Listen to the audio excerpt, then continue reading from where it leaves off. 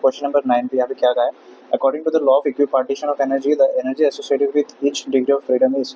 तो कहाँ का सवाल है, ये केटीजी का सवाल है और उसके बाद कहाँ का है, कौन सा टॉपिक का है, it is from law of equipartition of energy. Concept क्या होगा यहाँ पर, basically each degree of freedom it contributes to कितना, हाफ इंटू के टी पर मॉलिक्यूल, ठीक है। Each degree of freedom the energy associated कितना होगा, हाफ इंटू के टी। तो यहाँ पर ये नहीं होगा, ये नहीं होगा, ये नहीं होगा, ये रहा आंसर, ठीक है। इसलिए तुम ये याद रख लो क्योंकि ये सवाल मुझे लग रहा है कि इंपॉर्टेंट है। Okay, after that question number 10 पे जाते हैं। एसएचएम का सवाल है, देख देख के पता लग रहा है तुमको। In SHM phase difference between velocity and acceleration, ये बहुत ही ज़्यादा बेसिक सवाल होते हैं, ठीक है। बच्चों को ये रट्टा हुआ ही होता है। कौन सा होगा आंसर, तुम्हें भी पता होगा, ये होगा ना π/2। सबको पता है फेस डिफरेंस बिटवीन वेलोसिटी और एक्सेलरेशन पे कितना होगा, दिस इज π/2। तुम ये मेमोराइज कर सकते हो, ठीक है। कौन से सीक्वेंस में मेमोराइज करोगे, तुम ऐसे करके डिस्प्लेसमेंट फिर वेलोसिटी एक्सेलरेशन, ठीक है, ऐसे करके तुम्हें पता होगा ये ट्रिक वगैरह क्योंकि तुम प्रिपेयर करो बहुत पहले से। तो इस सीरीज में तुम याद रखो π/2 होगा आंसर। ओके, क्वेश्चन नंबर 10 ऐसा सवाल आते हैं इसलिए मैं इन्हें यहाँ पे रखा है, ठीक है। इतना डीप नहीं से घुसेंगे एक्सप्लेनेशन पे क्योंकि तुम्हें भी पता होगा। अच्छा, जल्दी जल्दी से क्वेश्चंस वगैरह निपटा देते हैं ताकि तुम भी अच्छे से प्रैक्टिस कर पाओ और तुम्हें भी ऐसे एनालिसिस करके क्वेश्चंस वगैरह करना है एग्जाम से जाने से पहले। उसके बाद तुम्हारा जितने भी सारे क्वेश्चन है, कहाँ से, क्वेश्चन नंबर 11 ये पढ़ो क्या कह रहा है यहाँ पर। The phenomenon of sound it change due to relative motion between the source and the observer it is called. ये कहाँ का सवाल है, वेव्स का है, देख के पता लग रहा है। कौन सा टॉपिक का होगा, गेस करो। ये तुम्हारा डॉपलर इफेक्ट जो है ये वहाँ का सवाल है। कॉन्सेप्ट क्या है थोड़ा सा बता देता हूँ, बेसिकली इतना यहाँ पे लिखने का जगह भी नहीं है।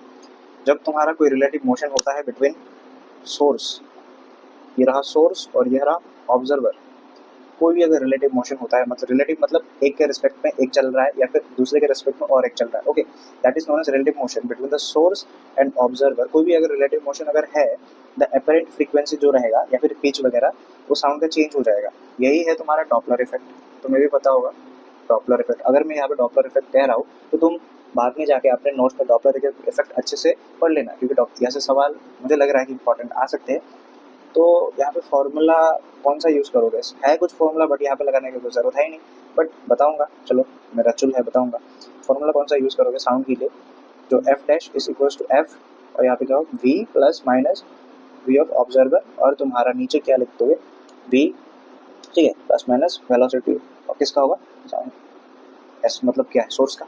ओके, ठीक है, मैं यहाँ पे बता दे रहा हूँ कि एफ डैश मतलब क्या है, मैं बताऊँगा है, ठीक है, एरो मार के। ये अपरेंट फ्रीक्वेंसी लिखूंगा नहीं क्योंकि जगह भी नहीं है। ये एक्चुअल फ्रीक्वेंसी, वी क्या है, ये वी स्पीड ऑफ साउंड, ये वी ओ क्या है ऑब्जर्वर का स्पीड, ये तो तुम्हें पता ही लग गया स्पीड ऑफ साउंड है। और ये स्पीड ऑफ साउंड है, ये सोर्स का साउंड स्पीड है, ओके, सोर्स का स्पीड। एलिमिनेशन करो क्या है यहाँ पर, the phenomenon of sound change due to relative motion, मैंने जो डेफिनेशन बताया वही है स्टैंडर्ड डेफिनेशन। इंटरफेरेंस नहीं है, डिफ्रैक्शन नहीं, डॉपलर इफेक्ट यही तो बताया मैंने, पोलराइजेशन काट दो, खत्म। So, चलो नेक्स्ट क्वेश्चन को देखो। When a dielectric material is introduced between the plates of a charged capacitor जो कि डिस्कनेक्टेड फ्रॉम द बैटरी बता रहा है, the electric field between the plates क्या हो जाएगा। सो पहले कॉन्सेप्ट देखो, यू नो दैट जब हम बैटरी को डिस्कनेक्ट करते हैं, यहाँ पे जैसे कि लिखा हुआ है, when we disconnect the battery जो कि चार्ज होता है it will remain constant, you know this, charge जो है इट विल रिमेन कांस्टेंट। और उसके बाद when we introduce a dielectric, when we introduce, मैं भी लिखता हूँ इंट्रोड्यूस अ डाइलेक्ट्रिक, इसके कारण क्या हो जाएगा, electric field it will decrease by a factor के। मतलब क्या है, जो फॉर्मूला हम यहाँ पे यूज़ करेंगे that is electric field is equals to E not divided by K. मतलब क्या होता है, डिक्रीज कर रहा है इलेक्ट्रिक फील्ड, ठीक है। नेक्स्ट क्वेश्चन में जाते हैं। The drift velocity of electrons in a conductor is directly proportional to, यहाँ पे फॉर्मूला क्या है देखो, drift velocity is equals to, तुम्हें भी पता होगा, e electric field tau by नीचे क्या होता है मास होता है, ठीक है। तो यहाँ पे देखो ऑप्शन देखो, लेंथ ऑफ द कंडक्टर है, फिर क्रॉस सेक्शनल एरिया है, टेम्परेचर है, यहाँ पे कुछ है ही नहीं, ठीक है। सो यहाँ पे देखो अप्लाइड इलेक्ट्रिक फील्ड ऑप्शन में डायरेक्ट दिख रहा है हमें, तो ये हो जाएगा तुम्हारा answer, drift velocity is directly proportional to the electric field.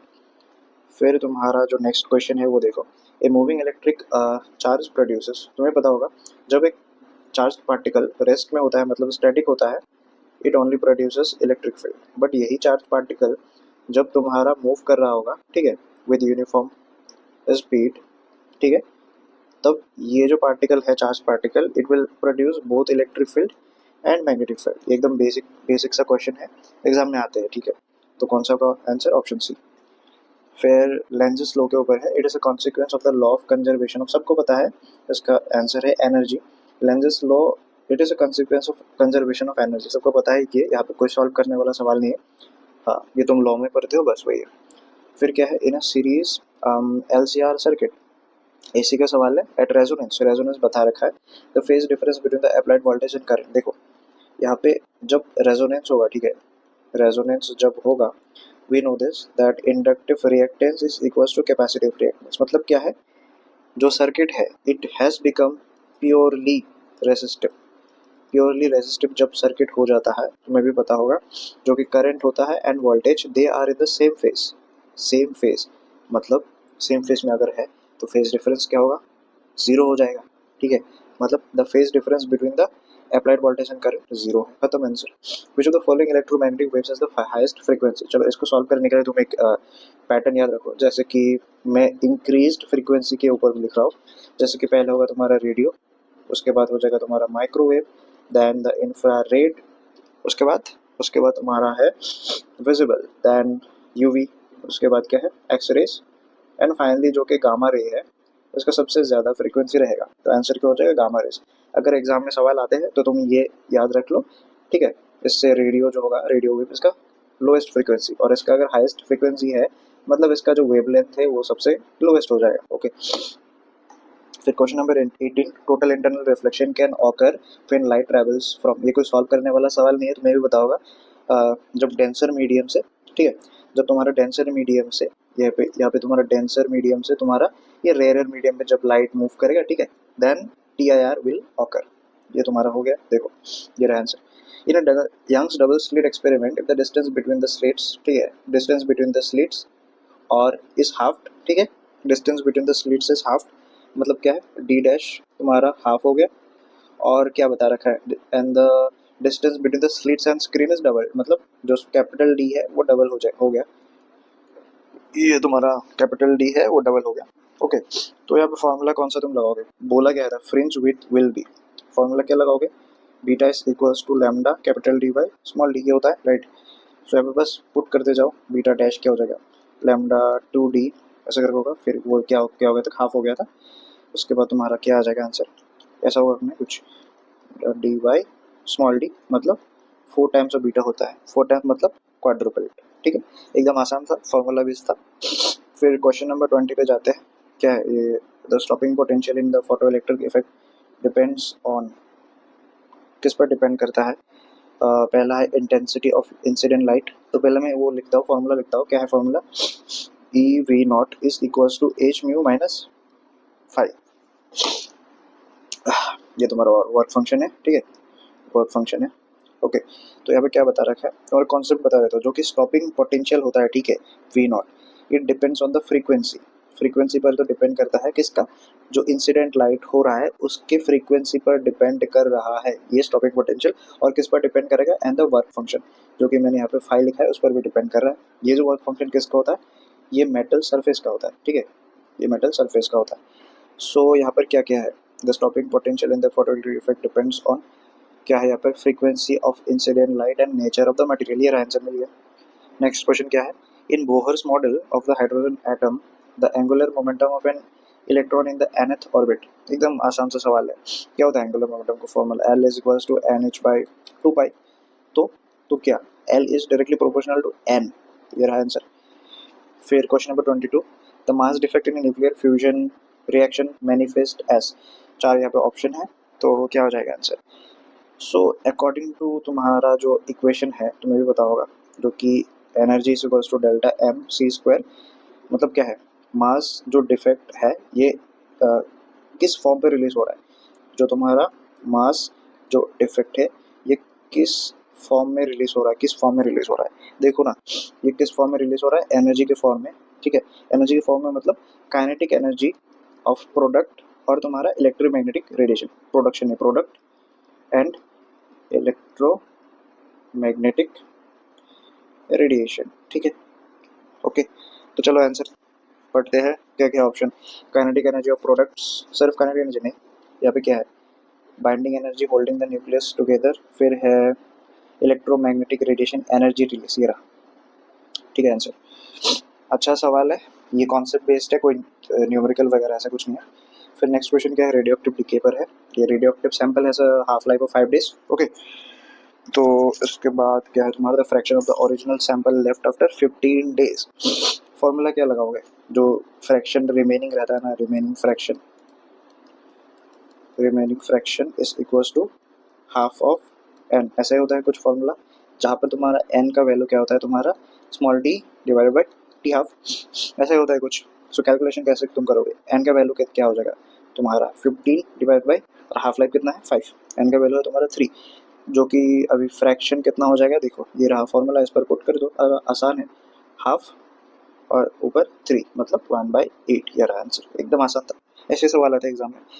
फिर in an intrinsic semiconductor at room temperature the number of electrons is, मतलब ये कॉन्सेप्ट क्या होगा, तो बेसिकली यहाँ पे थोड़ा सा समझाता हूँ तुम्हें।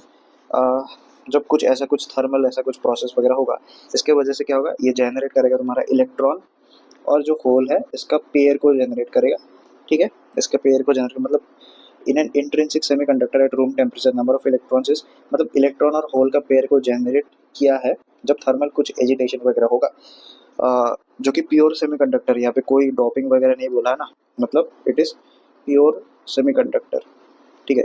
इस पर क्या होगा, होल्स का जो पेयर है और इलेक्ट्रॉन का सेम ही रहता है, ठीक है, equal to the number of holes, ये आंसर।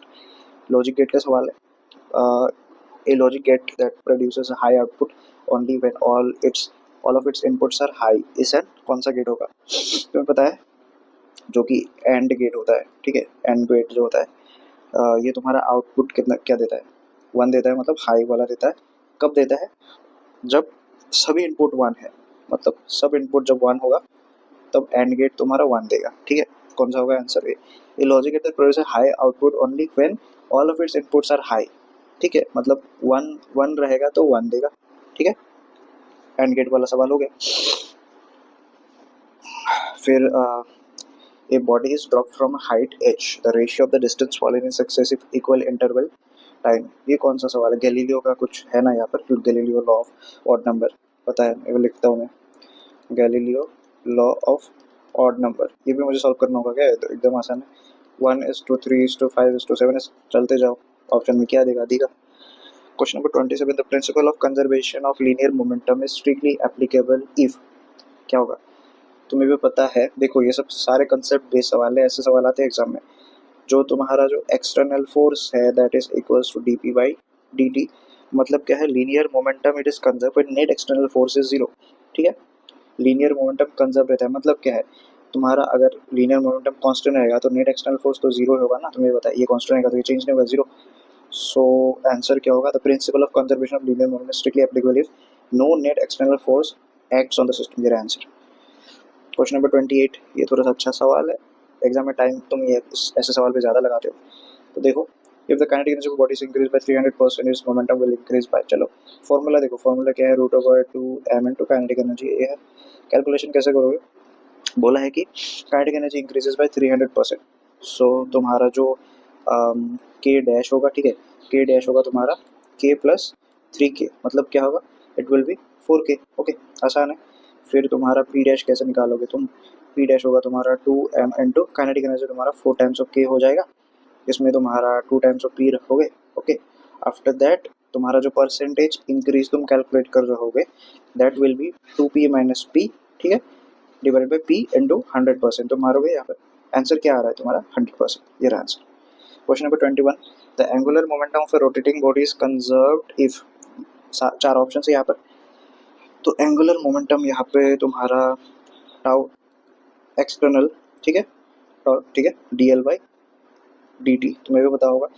सो एंगुलर मोमेंटम कब कंजर्व रहेगा, व्हेन एक्सटर्नल टॉर्क, ये जो तुम्हारा टॉर्क है इट विल बी 0, ये कैसा तुम्हें लग रहा है क्वेश्चन का आंसर, ये कुछ देर पहले किया था मैंने ये वाला ऐसा सवाल, ठीक है, कुछ ऐसा ही है, यहाँ पे एंगुलर मोमेंटम है, वहाँ पे लीनियर मोमेंटम है, यहाँ पे टॉर्क है, वहाँ पे एक्सटर्नल फोर्स है, सिमिलर टाइप का है सवाल। सो नोट आंसर क्या हो जाएगा, नेट एक्सटर्नल टॉर्क जब 0 होगा तब ही तुम्हारा एंगुलर मोमेंटम कंजर्व रहेगा।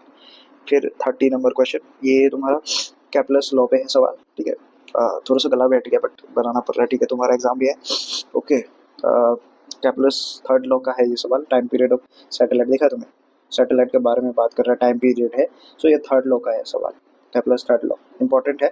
सो फॉर्मूला क्या हो जाएगा, T square is directly proportional to R cube. तुम्हें पता होगा, मतलब टी हो जाएगा तुम्हारा डायरेक्टली प्रोपोर्शनल टू 3/2। कैलकुलेशन कर लेते हैं जो कि इंपॉर्टेंट है। टी डैश क्या हो जाएगा, टी कैसे कैलकुलेट करोगे, तुम्हारा जो रेडियस है वो कितना हो गया 4r डिवाइडेड बाई आर, और यहाँ पे 3/2। तो कैसे क्या कैलकुलेट हो जाएगा, टी तुम्हारा 2 स्क्वायर और 3/2। तो ये हम कैलकुलेट करने से देख रहे हैं कि ये 8t हो रहा है, आंसर निकल गया। ठीक है, याद रखते हैं। ओके बाय, फिर नेक्स्ट क्वेश्चन में मिलते हैं।